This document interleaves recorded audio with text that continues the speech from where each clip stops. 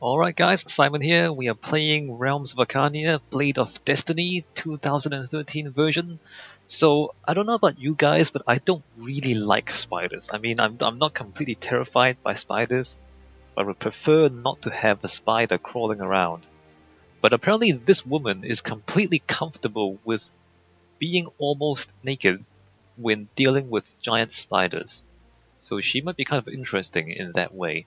So the last time we were here, we were exploring a cave with spiders in it, and killing some cultists for poison, I guess.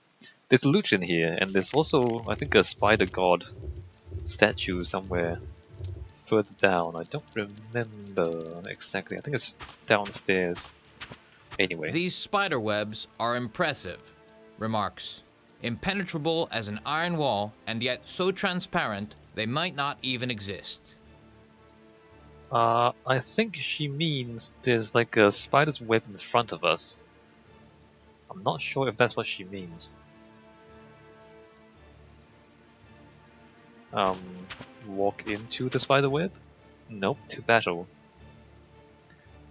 What is... Wait a minute. There's one spider? There's one spider. One spider, guys. Alright, come on. Come on, spider. Come to me. Twilight's gonna move back. And wait. Ah, is Rainbow Dash using the right... She is.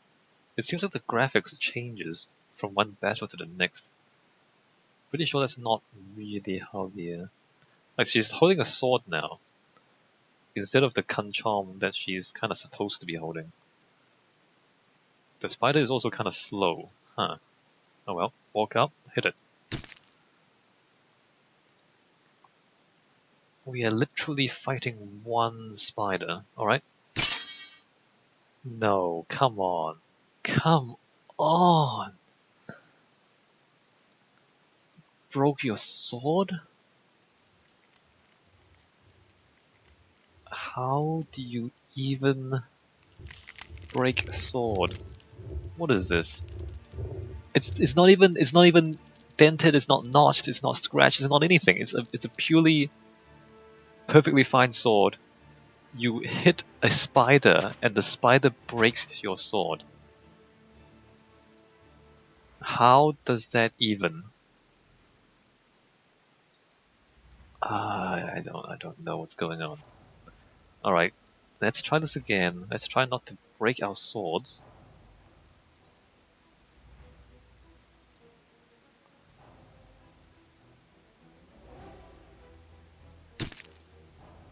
You know, with kind of role-playing games, I kind of want to play. I don't have any friends who play role-playing games.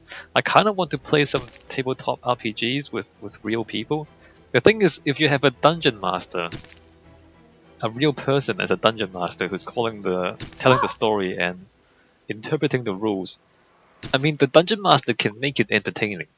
Like if you roll a dice and you break your weapon, the dungeon master can make it funny. You know, or they can kind of use their own judgment to say, okay, maybe at this time I won't break this guy's sword because he's kind of angry already. He's not enjoying himself. So the dungeon master, aside from just telling the story, is also, you know, has the responsibility to make the game fun for people. Whereas here we have the computer rolling the dice, and the computer doesn't care whether it makes sense. Doesn't care if you're having fun. Doesn't care if it's amusing or annoying. It just rolls the dice and tells you what happens. So I think like RPGs, you know, with a person or with a group of people is a lot more entertaining than with a computer. Like if you play these rules just on a computer, it gets really tedious and really tiresome. But with people, I mean, you've got people and you kind of, you know, you've got a bunch of friends hanging around, telling jokes and exploring and all that. That's actually kind of entertaining. It's like kind of you're sharing a story with your friends, you know, that's fun, that's nice, that's a good time. Whereas when you're playing with the computer, it's just the computer doesn't care. It doesn't care about you. It just rolls the dice and tells you, hey, you broke your weapon. Like, how do you even do that? How does that even have happen? Whereas if you have a person and you're playing with real people, he might make up a funny story about how you broke that weapon on a spider, which makes no sense. But it's just, you know, it's just less. Like the whole thing is just better with real people. And what's going on here? And I don't have friends who want to play RPGs though, like tabletop RPGs. It's kind of time consuming. Like these things, even computer games are time consuming. Literally have to spend months with the same people if you want to play like a tabletop RPG with other people. I don't think these cultists actually know how to use their poison, but if they do, then I'll be sad. Oh, he's casting spells. Interesting. What was that spell? Fear? Oh, interesting. Fear. Well, it doesn't really concern me because you're surrounded. Unless Applejack runs away, then it will concern me a little bit. Oh, look. Fear again. Wait a minute. The fear only lasts one turn. The fear only lasts one turn. That's terrible. Alright. Note to self, don't try using fear spells because it's completely pointless. And... ooh. Wait a minute, your fireball did 3 damage. You are so bad. You are so bad at your job. Your fireball did 3 damage. Wow. Okay, alright. Alright, enough jokes. What was that? What did that do? That was a sleep. Alright, she's asleep. Interesting. Tell me about that. Tell me about that sleep spell while I punch you in the face and you die. Boy, you are so bad at your job. And that gives us an obsidian dagger. I'm not happy. I want poison. Maybe they don't have poison. Maybe it's just gonna be... maybe that was it, just the one. I guess 1 is better than nothing. It's still pretty good. So this dungeon seems pretty easy after the earlier spiders. Doesn't seem like there's very many more spiders in here. Is this room just nothing? Or there's nothing in this room? And... open! What is... oh, there's a box there. I see a box. Nice. Let's save it. And let's see what's in the box. Oh, battle. What is Cultist? Isn't that fascinating? Maybe I want to Fomanictus for one of them. What did that do?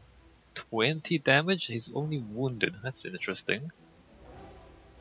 I don't know if I should save my magic now. Let me just stand here. Combat Fomanictus. I think the Fomanictus is actually better than the Fireball spell. I'm thinking about it. Because the Fireball spell, you throw multiple dice. The problem with throwing multiple dice is the more dice you throw, the more the dice average out. I don't know if you understand your statistics and dice. But throwing one dice, let's just say you have one 6-sided dice. You have 1/6 of a chance to get any of the 6 numbers. But if you throw 2 dice, you get 7s most often. And to get a 12 or a 2 is very difficult. So the more dice you throw, the more likely you are that you'll get the average of the 6 dice. So you just get the middle numbers instead of getting the extremes. So, you know, if you cast like a fireball and you throw 5 dice, the chances of you getting a really good damage numbers is actually really low. Most of the time you just get average numbers. In which case the Fomanictus is probably more cost effective if you just get average numbers anyway. So I think I've decided that the Fireball spell is actually not statistically useful. It's kind of more useful when you're low level and you only have like 1 dice.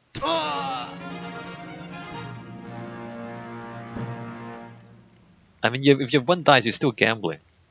But there's a chance that you might get the maximum value out of it. Like, that chance is much higher than if you throw, 6 dice. The chance of you getting a maximum value out of 6 dice is very, very low. Also, we got 2 poison. So now we have 5 bottles of various types of poison, which is good. What's in here? That is a ridiculous amount of food. Can I just pick all this up? Ah, that is a stupid amount of food. I might come back for this. Let me just leave that there and come back for that just before we leave. What is this? A spear? Shovels and ropes? So they're giving you stuff. They're giving you adventuring equipment. This is kind of easy mode.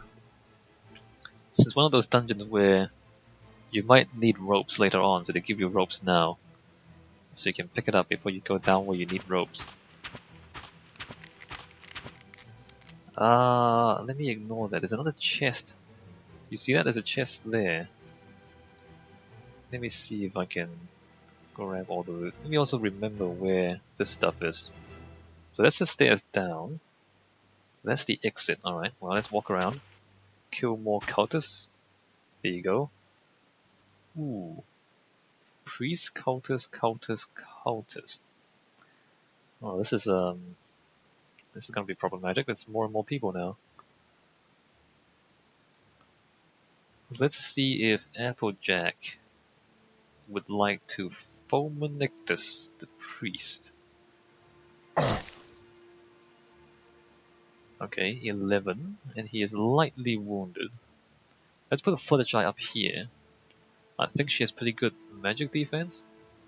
Let's put Twilight up front as well because she has good magic defense. And maybe I want to just do... Actually no, let's save her magic and start punching them. Might want to switch to a bow though. Let's do that, and let's run up with Rainbow Dash.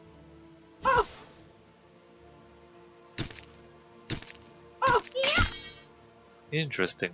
Cultists are not using magic. Alright. Fluttershy, you stand there and tank if you can. I will move. I will get my bow. This is a bad position for us. Let me get a bow and shoot him. And then let Rarity get a bow and shoot him for now. Alright, and let's have Pinkie Pie move here and punch the priest a little bit. Wait, what? 13 damage? How did that happen? What is even going on? Alright, let's hit the priest. He's got quite a bit of health on him. Let's hit the priest.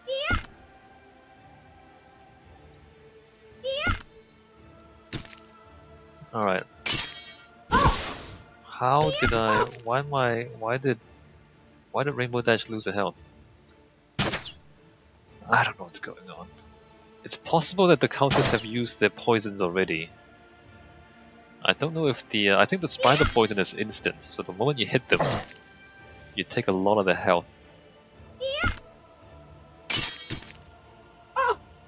Okay, lightning. Not a direct damage spell. So it's not very clever. Barely standing. Come on, kill him. No, finish him off. Finish off the priest, guys. Ah, you fumble. The fumbles are real. Wait a minute, the priest is not running away. And so he dies. Funny that. Applejack can wait until the end of the turn. Rarity is gonna come. I can shoot him. I'm gonna shoot him for now. Fluttershy gonna keep hitting him. Rainbow Dash hit that guy. Twilight turn around, hit the other guy. Wait a minute. I can't. Oh, can you like move there and shoot? No, never mind. Alright, move there.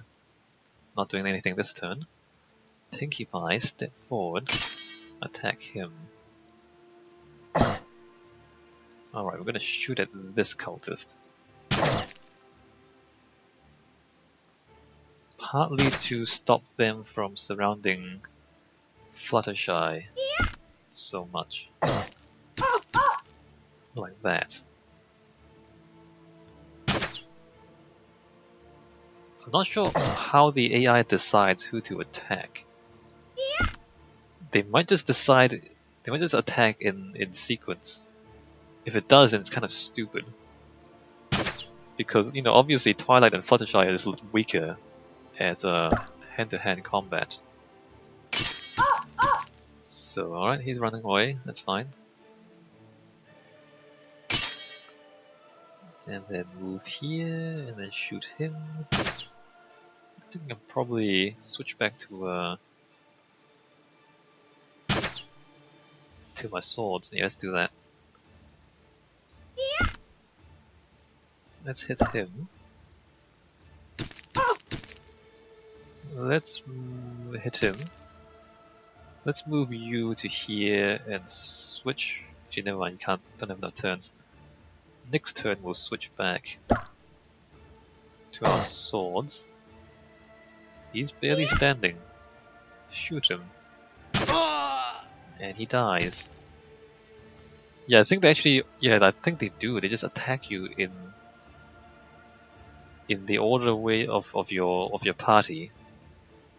Which means that if we just put our tankier people at the front of the list, they will attack them first. And it will make the combat a lot easier. Interesting. Let's abuse the AI a little bit. So I think I'll put Rainbow Dash second, if that's gonna be the case. Because that makes the most sense.